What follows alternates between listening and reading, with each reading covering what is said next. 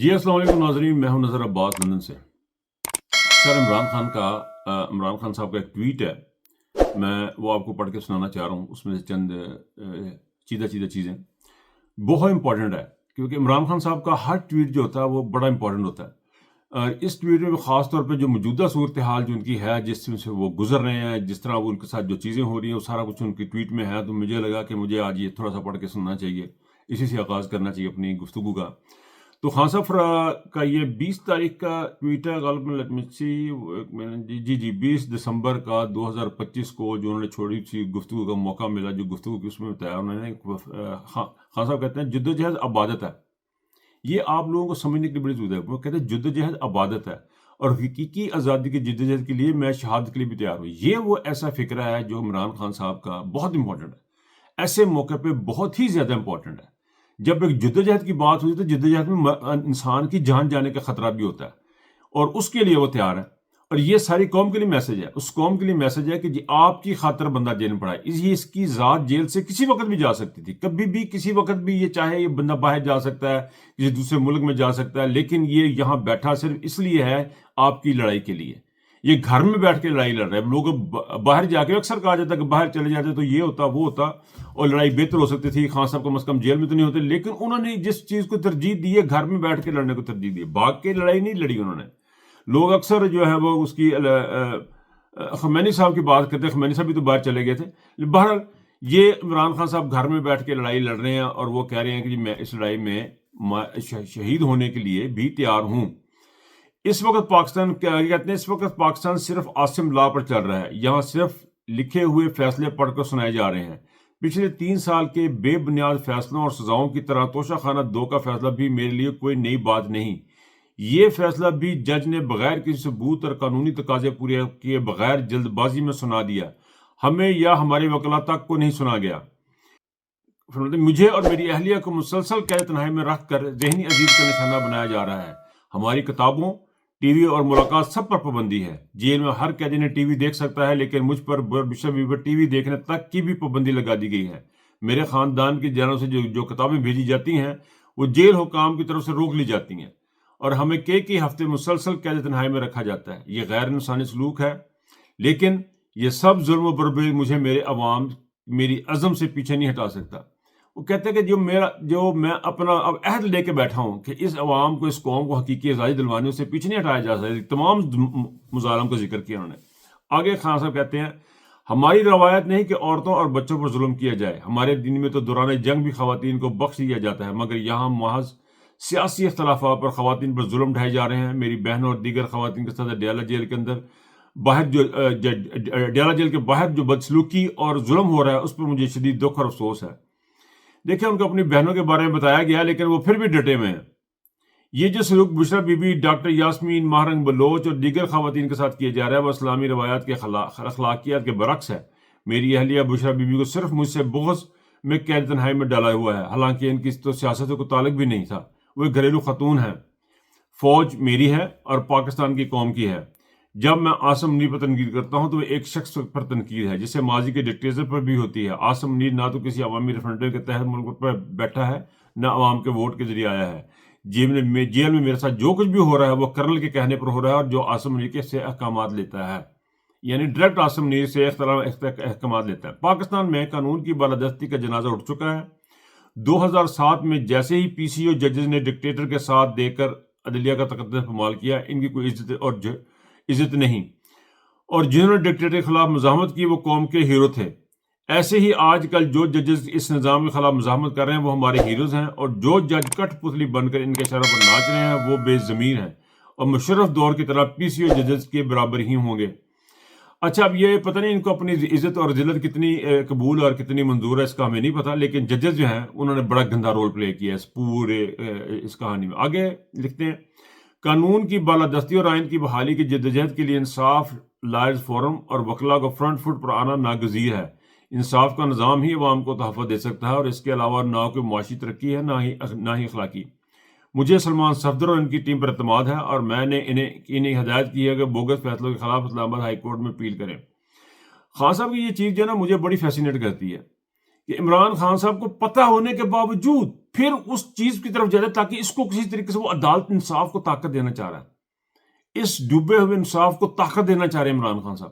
اپنے کیس ان کے پاس بار بار لے کے جانے کا مطلب یہ ہے کہ وہ ایک انجیکشن لگاتے ہیں ان کو کہ بھائی اٹھ کے کھڑے ہو جاؤ، اٹھ کے کھڑے ہو جاؤ، انصاف کرو، اٹھ کے کھڑے ہو جاؤ.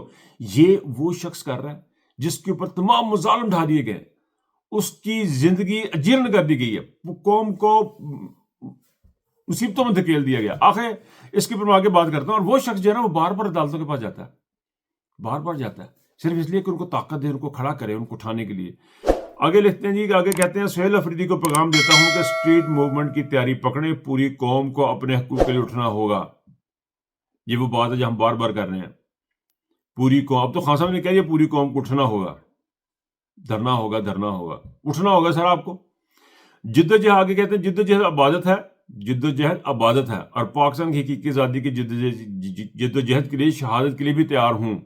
ناحق قید میں سابق وزیر اعظم پاکستان عمران خان کی ڈیرہ غازی میں ملٹری سے گفتگو. یہ چیز ان کی گفتگو تھی وکلاء کے ساتھ. یہ اس میں جو ہے نا سب سے امپورٹنٹ چیز جو ہے کہ میں شہادت کے لیے تیار ہوں. یہ جو گفتگو انہوں نے کی ہے اس میں شہادت کے لیے جو تیار ہونے کا لفظ ہے وہ بڑا ہی امپورٹنٹ ہے. اب قوم کو کھلا میسج ہے، سہیل افریدی کو کھلا میسج ہے کہ اسٹریٹ موومنٹ کی تیاری کریں، اسٹریٹ موومنٹ کی طرف جائیں. اور جب اسٹریٹ موومنٹ ہوگی تو آپ کے سامنے ہوگی. اسی سلسلے میں اسٹریٹ موومنٹ کے سلسلے میں دو انٹرنیشنل جو لڑائی ہے اس کے اوپر بھی آپ کے ساتھ بات کرنا چاہتا ہوں. دیکھیں ابھی آپ کو کچھ دنوں میں آپ نے دیکھا کہ باہر سے بہت سارا پریشر آیا. اس میں عمران خان کے بیٹوں کی اسٹیٹمنٹ تھی، یونائیٹڈ نیشن کی اسٹیٹمنٹ تھی، ہماری ملاقات تھی. ایک ملاقات کا میں بھی حصہ تھا. پھر اسپینش پارلیمنٹ میں ابابیل اور یوروپاک جو دو تنظیمیں ہیں وہ جا کے ان کو ملے، ینگسٹرز ہیں وہ جا کے. اچھا یہ میں ایک بات اور بتاؤں، یہ اب نوجوانوں کا ٹائم ہے. یہ بار بار یہ بات کر رہے ہیں نوجوانوں کا ٹائم، اور یہ ایک ایسا طریقہ کار اختیار کیا گیا ہے پاکستان تحریک انصاف کے چاہنے والوں سے، اوورسیز کی جانب سے ایک ایسا اسٹیپ فارورڈ ہے جو کہ آپ کو آنے والے دنوں میں حیران کرے گا. پاکستان میں ایک بڑا یہ اسٹیپ فارورڈ ہے. لوگوں نے پاکستان تحریک انصاف سے الگ ہو کے تنظیمیں بنا کے کام کرنا شروع کیا. ان کی فیلیشن کیا تھی عمران خان کے ساتھ اور پاکستان کے ساتھ؟ یہ بیسیکلی پاکستان سے پیار کرنے والے لوگ ہیں. اس بات کو بڑا غور سے آپ نے سمجھنا ہے. یہ تمام تنظیمیں، چاہے وہ ابابیل ہو، چاہے وہ پاک پہ ہو، سینٹر آف پاکستان اسٹڈیز ہو، جو بھی ہوں، ڈاکٹروں کی تنظیمیں ہوں، ایک ریئل پاکستان نام کی تنظیم بھی ہے، فرنٹیئر فرنٹ بھی ہے، پیٹریوٹک فرنٹ بھی ہے، بے شمار تنظیمیں. یہ پاکستان سے پیار کرتے ہیں لوگ. ان کی پارٹی فیلیشن اتنی نہیں ہے. آپ یہ دیکھیں کہ یہ فرنٹ پہ آئے ہیں. یہ جب ان کے پاس جاتے ہیں، یہ جب ان لوگوں کے پاس جائیں گے، پارلیمنٹرین کے پاس جائیں گے، ان کی بات کو غور سے سنا جائے گا. پھر ٹرانسنیشنل کیسز جو ہے نا، ٹرانسنیشنل ڈپریشن کے جو کیسز ہیں وہ جا رہے ہیں. فار ایگزامپل میرے ہزاروں لوگ ایسے ہیں، میں حیران ہوا کہ ہزاروں لوگ ایسے جو سامنے نہیں آتے. میری ان سے درخواست ہے کہ آپ لوگ سامنے آیا کریں، اپنی بات کریں. یہ چیزیں ان کو پریشر ڈال رہی ہیں، یہ چیزیں ان کے دماغوں میں گھسی ہوئی ہیں، ان کو لے کے چل رہی ہیں. اور ابھی جو آپ کے سامنے جو معاملات آئے ہیں کہ انہوں نے بھی، امریکن نے بھی کھل کھلا کے بتا دیا بھائی جان یہ تو آپ خود منہ میں کہہ رہے ہیں کہ ہم جا کے حماس کو پکڑیں گے، حماس کے ساتھ ہم جو کریں گے. بہرحال جی ہم اپنے تک رہتے ہیں. ابھی پروٹیسٹ کی بات خان صاحب نے جو کی اس کی طرف آ جاتے ہیں واپس. یہ گفتگو کہیں سے کہیں نکل جائے گی. عمران خان صاحب نے کہا جی کہ ہم اپنا اسٹریٹ موومنٹ کریں گے اور آپ اسٹریٹ موومنٹ کے لیے تیار رہیں. اسی کا ایک حصہ جو ہے، اسی کی ایک شاخ جو ہے وہ اوورسیز پاکستانیوں کی ہے. اور اوورسیز پاکستانیوں نے لندن میں، مانچسٹر میں، بریڈفورڈ میں احتجاج کا اہتمام کیا. جن جن جگہوں پہ یہ احتجاج ہو رہے ہیں 23 تاریخ کو، اور یہ عمران خان کی بہنوں کے ساتھ سولیڈیرٹی کے لیے ہیں، اتحاد شو کرنے کے لیے، یکجہتی کے لیے، ان کو شو کرنے کے لیے کہ ہم آپ کے ساتھ ہیں. یہ میسج عمران خان کی بہنوں کے لیے بھی ہے اور پاکستان کی اسٹیبلشمنٹ کے لیے بھی ہے کہ اگر آپ کو سزائیں دے کے سکون نہیں مل رہا نا، 200 سال سے زیادہ کی سزائیں ہو چکی ہیں پاکستان کے ورکروں کو، پاکستان تحریک انصاف کے لوگوں کو، عمران خان سمیت.